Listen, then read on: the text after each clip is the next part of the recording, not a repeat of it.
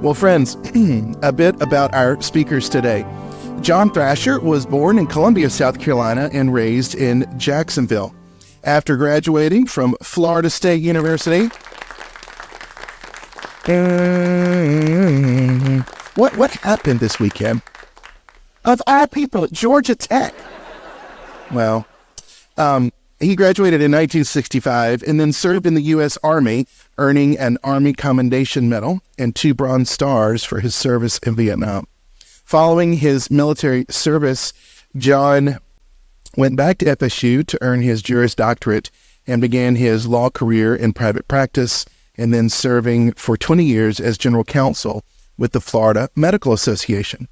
John's political career began in 1986 with his election to the Clay County School Board, leading then to his role as state representative in 1992 and later as Speaker of the Florida House of Representatives. He continued his public service as a Florida state senator, then chaired the Republican Party of Florida in 2010. In 2014, John returned to FSU as its 15th president, focusing on elevating the university's reputation, leading a $1 billion fundraising campaign, and championing diversity and inclusion. Now, my son, Charles IV, just began his freshman year at FSU. And yesterday, he texted me, quote, "Just had a custom-made omelet from the dining hall. So good." So, John, thank you. Thank you for great omelets. He now lives in Winter Park with his wife, Jean, and consults with the Southern Group. He has 3 children, 8 grandchildren, and the rumor is he's been seen around First Presbyterian on a few Sunday mornings. Well, interviewing John today is longtime friend of mine and his, Diana Morgan. Diana's career spans an impressive 30 years with the Walt Disney Company at Walt Disney World. She started there as a tour guide for the Magic Kingdom's construction site, right? People paid money to see dirt being moved, and rose to Senior Vice President of Public Affairs and Human Resources. That's a pretty impressive run, right? After retiring in 2001, she's continued to apply her leadership skills to various organizations, including the Board of Trustees for the University of Florida, the Board of Orlando Health, and of the Children's Miracle Network. On all 3, she served as chairman. In the for-profit sector, Diana has served on the boards of CNL Healthcare Properties, CNL Bank Shares, Chesapeake Utilities Corporation, and Hersha Hospitality Trust. Her deep faith is evident through her longtime service here at this church and as an elder, especially with her role in launching the Grace Medical Home, which has led to the alleviation of ailments for thousands in our community. Diana and her husband, Chris, have 2 children and 4 grandchildren. Now, did you know today is Diana and Chris's 53rd wedding anniversary?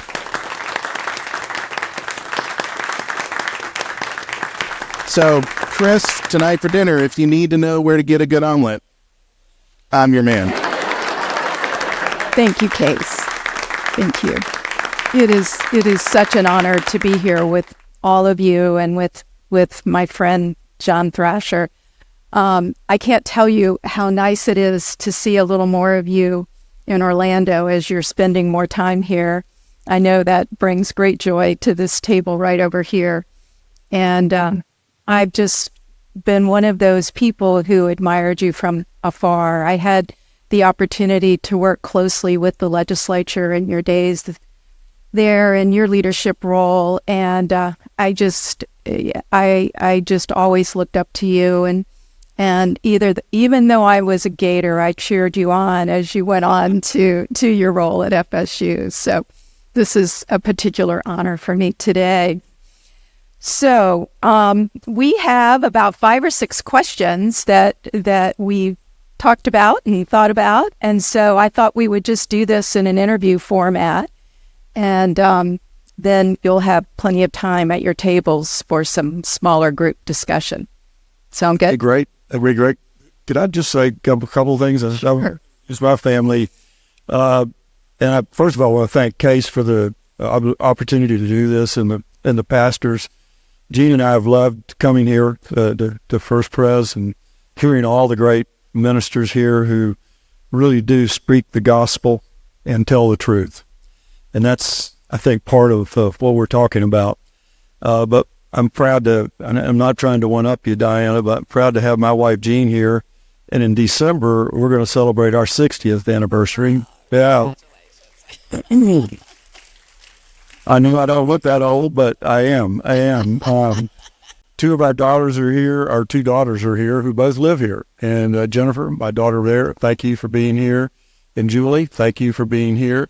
And her husband, Mark, is a Gator. I'll just throw it out there. I've got a fantastic two daughters, and then both of them have affiliations with people who went to the University of Florida or care about them. Mark and Julie have two boys there right now at the University of Florida. So I am really becoming part of the Gator. I don't see anything changing dramatically, but I think it probably won't. And then last but not least, the one Seminole I have left in the Weinberg house is my main man, Mason Weinberg. Yeah. Mason graduated from high school a couple of years ago. He was king of homecoming for Winter Park High School. He works at Publix. He's a valued employee there and has a busier social life than any of us in here. I promise you that. Thanks for being here, Mace, my man. I appreciate it. There you go. One more time. So again, we'll get to the made meet, but I thank you all for being here. I used to, when you're president, Diana, as you know, presidents get a lot of invitations, and after being no longer president of FSU for the last 3 years, frankly, the number of invitations has declined. So I really appreciate this. And I've really kind of studied it because I found out when you can't give out, seats to the box, in the president's box for football games, things really start going downhill. They really do. And the other reason I'm happy about it is, I guess some of us, I can see there may be a few out there that are in their 80s, 80-year-old guys, and been getting bad names lately, and some of those guys need to get off the stage. That's what I was about. So that's another reason I'm happy to be here, and I appreciate it so much. But like I said, we love First Pres. If any of you are not members or don't attend here, you ought to. You ought to. It's as simple as that. It's a place where God is worshipped the right way, and the ministers here are just fabulous. And I just thank them for their gift of what they do here in this church. And Diana, one more time, thank you for doing this. It's a longtime friend, and by the way, my daughter Julie, not when Diana was there, but also worked for the Disney company before she and Mark started having their family. And I'm told she did pretty good. Yeah, she did pretty good. Yeah. But thank you all for being here. Really appreciate it. I know it's early in the morning and tough to get anywhere in Orlando at 8:00. I promise you that. Yeah. So you go, Diana. Well, thank you for that. Thank you. Well, let's just start with kind of a broad question to just share a little bit about your faith journey and how it's impacted all of your good works. Well, first of all, let me just say this. It's impacted everything I've done. And probably like a lot of you, faith has grown over a period of time. I'm 80, and I can tell you that I know a lot more about my faith today than I did 10 years ago, 20 years ago, or 30 years ago, because I know the things that have occurred to me in my life have really been guided by the Lord. And the intervention of Jesus in my life I know it's been very positive. I grew up in Jacksonville. I grew up in Jacksonville, Florida, where seemed like at that time there were nothing but Gators, by the way. And but in spite of that, I still did all right. I went to Lee High School in Jacksonville. Wasn't a great student. I tell a lot of the kids this, so don't repeat it, any of you. Even a C student from college and high school can become president of a good university. I mean, somehow. But the one thing about my parents, neither one of them had went beyond the 8th grade. And so my father was out of work a lot. My mother never worked, never drove a car. But I had an aunt in Jacksonville who introduced me to a church in Jacksonville, Riverside Presbyterian, a big church. And I started going there. I did my confirmation there when I was 12 or 13. And I really felt, and I went to Sunday school. And I, believe it or not, young people, go to Sunday school. It makes a difference. I tell you, it really does make a difference. But I had a Sunday school teacher who happened to be the sheriff of Duval County, Dale Carson. And I can tell you, when I saw a guy like that, as prominent as he was, professing his faith in Jesus Christ and his faith in the young people who were in his class, it made a difference. It probably started that faith journey. I went to FSU. How I got in, I never know. I think back then, if you had a pulse, you basically could get in. So I did get in, even with the grades I had in high school. But I lived in a little house down the street from the Methodist Student Union, and I used to walk by that on the way to classes and to eat. Case I loved the food plant at FSU also. I think I gained about 30 pounds that first year, but it was fantastic. It still is. And but I walked by the Methodist Student Union, and I started going there. I started going there for Sunday morning. I started praying. I started understanding about the power of prayer, and I can't tell you enough about that. I hope all of you understand. You still need to pray. You need to pray every day. God is good. Does He answer all your prayers? Not every day. Not every time. I didn't pray for A's, by the way. I just prayed for the ability to get through the classes. In that first semester, I made a 2.0, which was I was very happy about. I really was. And I did a little bit better later on, and but that kind of started that faith journey. And then I think my junior year, I met my wife, and without going into a lot of detail about all that, we got married my senior year, and she really became my faith partner, and my faith journey with her and with our family has been the most positive thing in my life. We went in the Army, as Case said, during the Vietnam era, came back, went to law school. I started law school, by the way, 4 days after I left Vietnam, literally 4 days. I got back in the country, drove to Tallahassee. Jean was there. She had already met me, and we started law school. And I didn't know what the heck I was doing, to be honest with you. But I knew that a law degree would probably be something that would open some doors. And believe it or not, I wouldn't be president, or wouldn't have been president of FSU had I not gotten that law degree. So it was a very positive thing. So all through that life and business and at every step along the way, I know the Lord has either guided me or probably done things I didn't even know about. And that's one thing for you all to think about today, I think, is, think about your timeline of your life and where the Lord has intersected with you and helped you make a choice or make a decision, particularly young people. God's great, and you just have to stay in communication with Him, I think. And if you stay in communication with Him, I promise you good things are going to happen. So that's a real short summary of a lot of positive things in my life. But everywhere along the line, whether it was making a choice about where we lived, what we did, whether we went into to take the job at FSU, there are a lot of issues about that. Maybe we can talk about it in some others, but that's basically where I am. And this, I will say, the basis of our faith has always been our church that we've attended. This church has certainly enhanced that in the times that we've been here, and I'm very appreciative of that. It's so beautiful. And yet, we all know, even as believers, we encounter rough patches from time to time. And so, are there any that you might want to share where you really felt your faith, you had to lean more heavily on His presence? Two issues. One's in politics. Obviously, there are a lot of rough patches in politics, and I was and I'm not being partisan, by the way, when I say anything here. I promise you that, because I've become kind of gone underground about all that stuff today. But I was a Republican. I was the second Republican speaker in the state of Florida, and at the time, my partner in the Senate was Tony Jennings, who many of you know, I'm sure, from here in Orlando. and our governor was Jeb Bush. First time in the history of Florida that all three of those major elected offices were held by Republicans.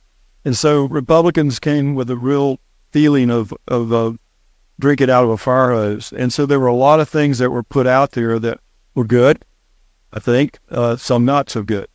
And telling people no in a spiritual way, even in the legislature, you can do that. And I did it several times. I remember that's not a hard patch because, when you're the speaker, you kind of control what goes on there.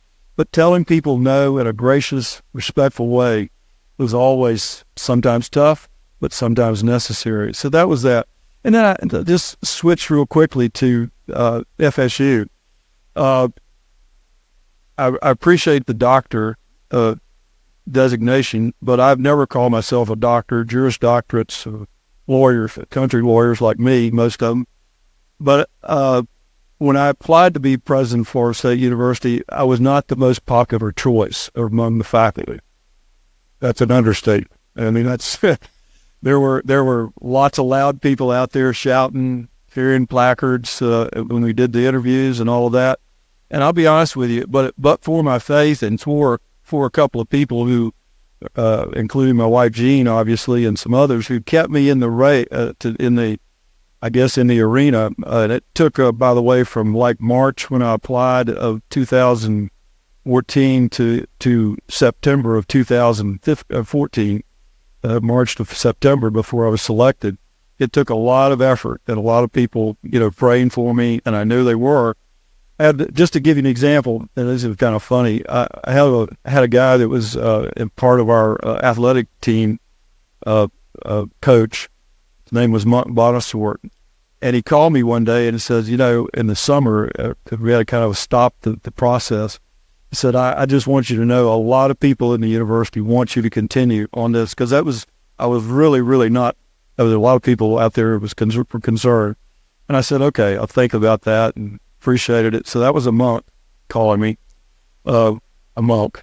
It was, and then I had a lady call me who was an African-American lady, and I had interviewed with the FSU National Black Alumni Association, and she called me and said, we love you. We want you to stay in there. We don't want you to quit. We want you to continue to do that. And she said, and I want to be your second angel. I know who your first angel is, but I want to be your second angel. And I still hear from her today. Her name is Connie Jenkins Pye. I love her to death. She said, we're going to support you no matter what. And then I had a lot of other friends who kept us in, and it turned out all right. But that was a challenge. That was a challenging time. We got the job.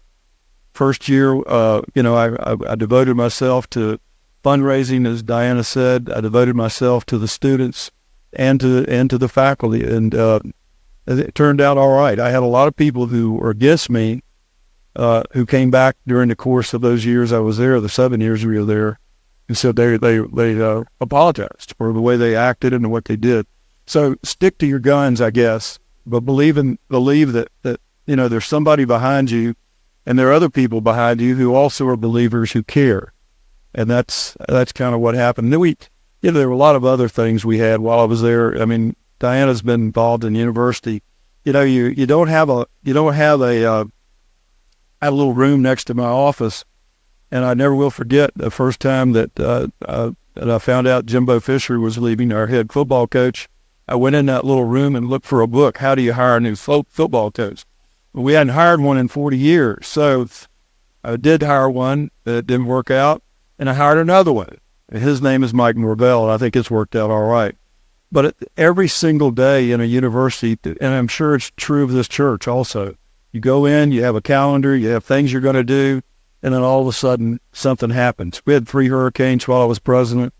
We had a shooting on campus. We had a shooting off campus. We had a death of a young lady in a terrible traffic accident right off of campus. Things like that happen. And I will tell you, without a foundation of Jesus Christ, without a foundation of people that love you and care about you, you can't deal with those situations. There are no books to deal with, by the way, other than your beliefs and how strong you have in that foundation. And we found that out because of those many things that happened like that. So there are probably others, but those are the ones that come to mind right now.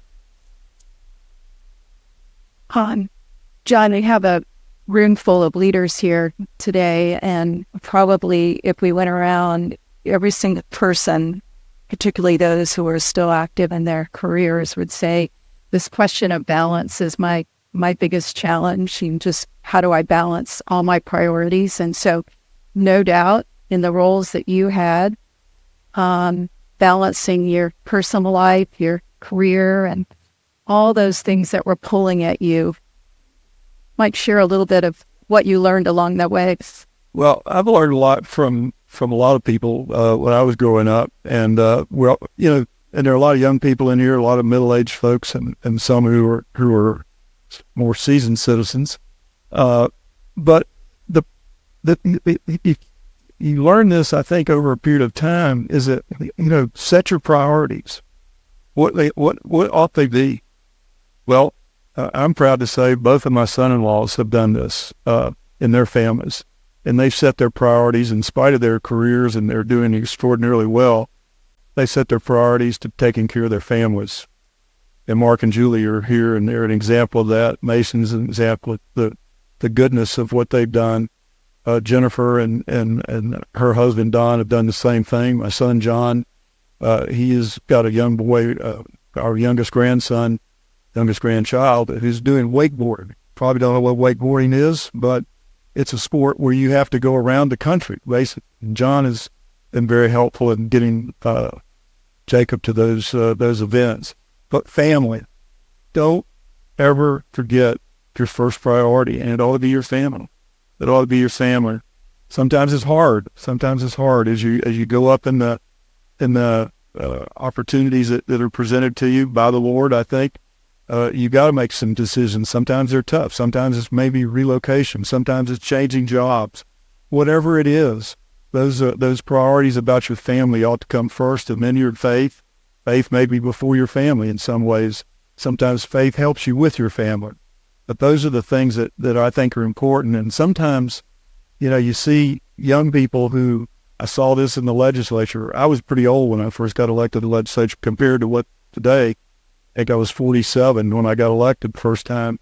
But I saw a lot of young people, and I have since then.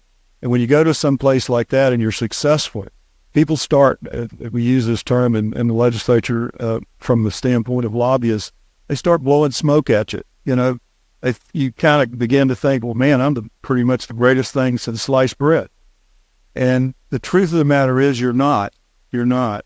You maybe are to your family, but you're not to those folks who are false prophets, I would say. They're just simply doing in their job many times, but they're doing their job because they think that's what they have to do. But you've got to draw back a little bit and say, what really is it that the Lord has asked me to do? And I think the first and foremost thing is to take care of your family, to involve yourself in the community, to give back where you can give back to the community, given the blessings that we've all had. Those are the things I think they're so important. I've always encouraged my children to find mentors, not necessarily Chris or I, but people in their lives who will speak truth and who observe them in their daily walk. And so I imagine you had a few mentors along the way who really supported you and helped you. First and foremost, Gene and I were in our 20s when we went to Germany. I was my first duty assignment. And I see my good friend sitting here. If you all don't know him, you ought to know him. General Ron Harrison was one of the adjutant generals when I served in the legislature. This man and this particular, when we were in Germany, I worked for, I was in a headquarters operation. I got to be an aide to a general officer, and I saw what they went through. And so when I got out of the Army, 4 years I spent, I said, I'm going to do whatever I can to help veterans. I'm going to do what I can to help our military be successful, whatever that was. I didn't know exactly where that would lead me, but again, I think the Lord led me to the opportunity to be Speaker of the House. And while I was there, this gentleman right here was a great friend. And I'll tell you, our Florida National Guard and the leadership that they have, every single adjutant general that I worked with were amazing people. They cared compassionately about their troops. They cared compassionately about their state and certainly about their country. And Ron Harrison sits here as one of those people who I admire when I was in the legislature, and I really appreciated it. I had some others. I had a first person I worked for as a lawyer, a guy by the name of Fred Carl, who served in the legislature, who served as a Supreme Court justice, and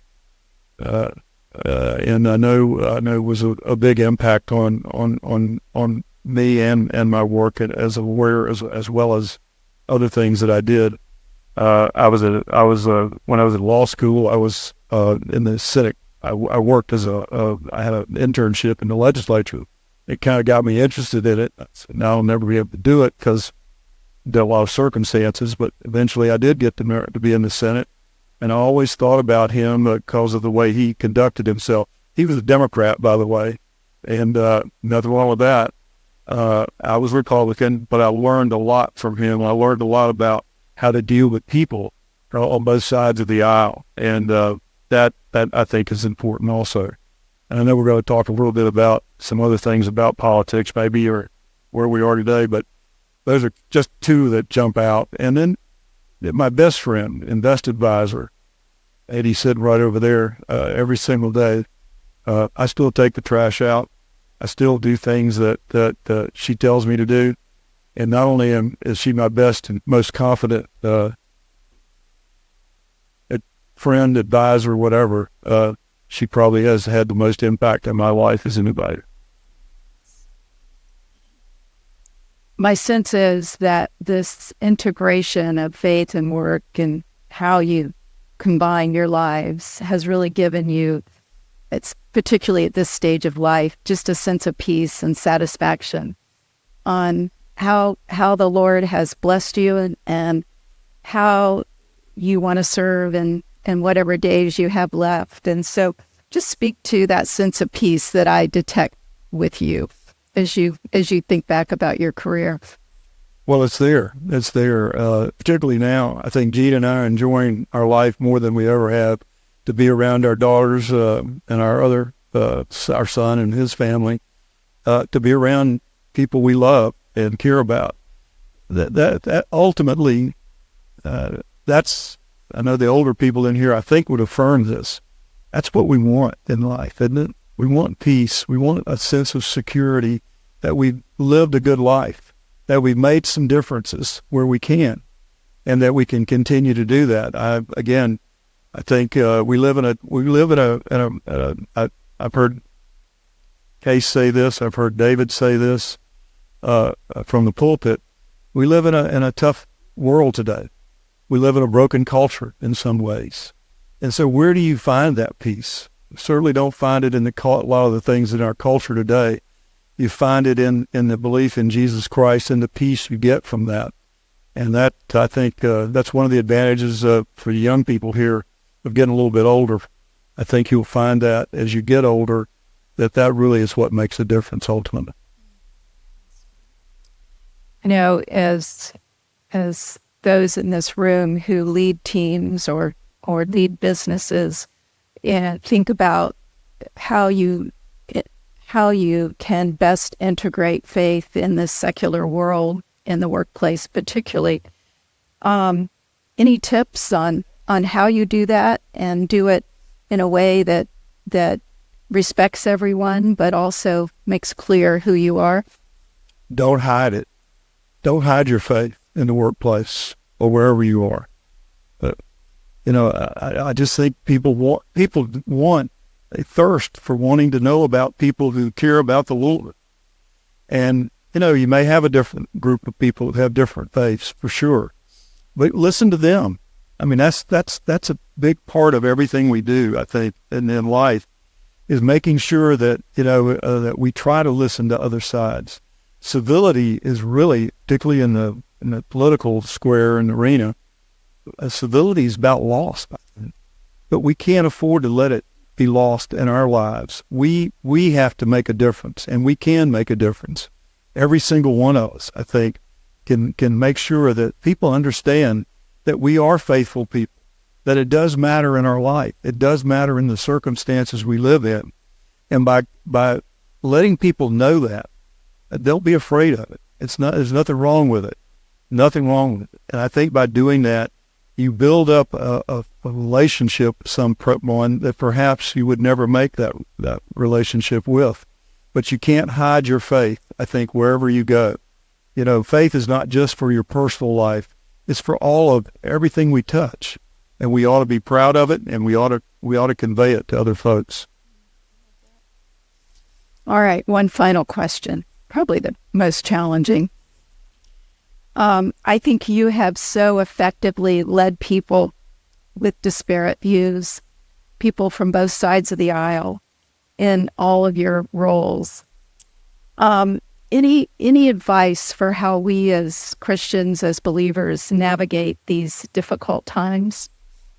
Well, let's be clear. We have to acknowledge, I think, all of us, that we live in a very divided country. Where opposing views of different issues are out there. And all I can say is, for us, for Gene and I know we talk about it, we talk about it with our family, that the love and compassion and understanding and listening to other folks is very, very important. We seem to be losing that. There seems to be an echo chamber that we want to throw ourselves in and listen to other people who sound like us, who live like us, who look like us, and that's wrong. We need to be people of faith, and people of faith are not afraid to show their compassion, their love for each other, and their understanding, and their willingness to sit down and listen. Look, I'm never going to agree with probably some people in certain areas of politics, but that doesn't matter. That doesn't matter. What matters is, are we willing to at least sit down, look for ways to which we can compromise perhaps, or listen to other viewpoints, and maybe change the direction we're going. We're not doing that in America today, and we're losing a lot, I think, because of that. And I hope that somehow we can have a renewal. And doing things like this and having people go out into the community like this church does every single day and try to make a difference in the lives of everybody, regardless of their beliefs, their background, and who they are. I will say this about Florida State. When I got there, everybody thought I was a 70-year-old Republican who didn't care about the faculty, who wanted to change the whole atmosphere of what a university was about. I left my politics at the front door. And what I tried to do, and I think this is what we need to try to do in America today, is forget about some of that politics and learn to live with people, because everybody has a different background. Everybody has a different, somehow, belief. But what we have to do is find common ground for some of those issues that are so troubling to us, and then try to work them out. We need to find leaders in America who can do that today. And I'm still optimistic about what we can do. I'm optimistic about this great country. And I'm optimistic about the faith that this country has ultimately. And I think eventually, that faith will rise to the top. But the final thing I would say about it is, don't ever forget who's in control. It's not you. It's not me. It's God. It's through Jesus Christ and the work of the Holy Spirit. Yeah, doing better than that. Mm-hmm. Well, I just want to thank you. I think you've challenged us, you've inspired us and informed us, and we just thank you for sharing so honestly and taking time out of your, I want to say busy life, but life that I know has a lot of joy and family time to be with us. So as busy as it used to be. we're so very grateful.